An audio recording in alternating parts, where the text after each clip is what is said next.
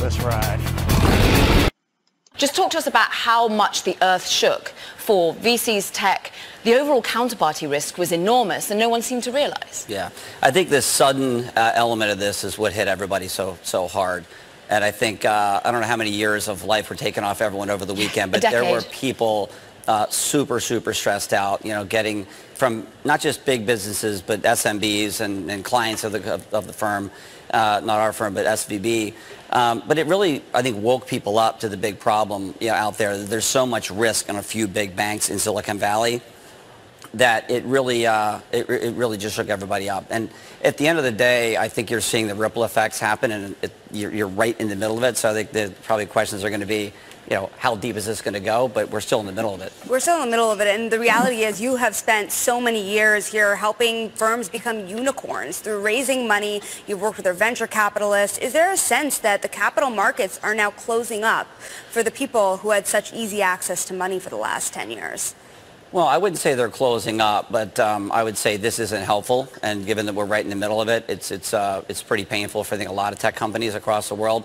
I think the fact the Fed came out and did what they did was incredibly helpful and expected to some extent over the weekend.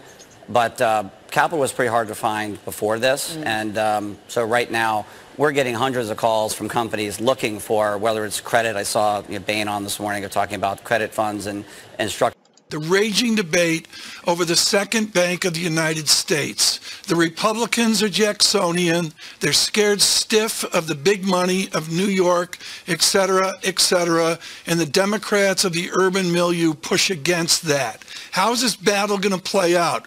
Are we still in fear of the second bank of the United States? Well, Tom, I love the history lesson, and the Hermitage is a beautiful spot. Andrew Jackson was a super controversial president. But today we're faced with a situation where I think after 10 years of easy money and amazing amounts of fiscal stimulus, I think some management teams have forgotten their prudential obligations to their depositors and their shareholders. So we have a real laxity in risk management in some of our financial institutions. And perhaps we've got laxity in the supervision of those institutions as well, particularly in the case of Silicon Valley. Do we need to treat the banks such as Delphi that you ran in Arkansas? Do we need to treat smaller banks like the bigger banks out of Dodd-Frank? Do we need a one regulatory system? Is that the lesson learned?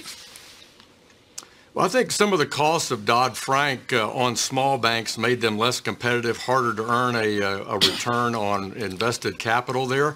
And that's why Democrats and Republicans came together, as you noted earlier, and Barney Frank supported it to make modifications in Dodd-Frank's regulatory. 10 seconds later. Here? For Schwab in particular, yes. And unlike Jim, I am trying to be a hero. No, I'm just kidding. This was stupid. Listen, I'm 25 years in this game. Like, there's a reason why some people are still doing it.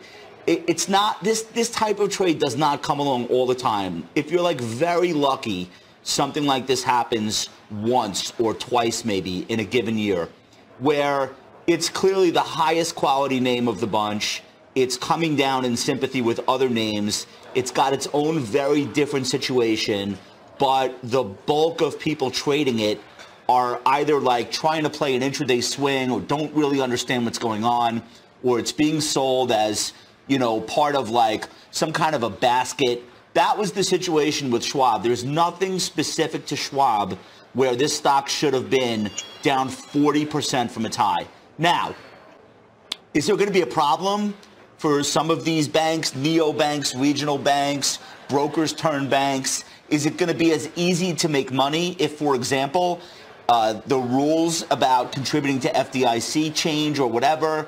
That's like a discussion for another day. I don't think any of that would permanently impair the constituents of, for example, the regional bank ETF. And I definitely don't think that that would be some sort of a game changer where you wouldn't want to be invested in a blue chip business like Schwab that has been around for 50 years and has survived much worse than the fall of Silicon Valley Bank. So this was so obvious. This is how legends are born.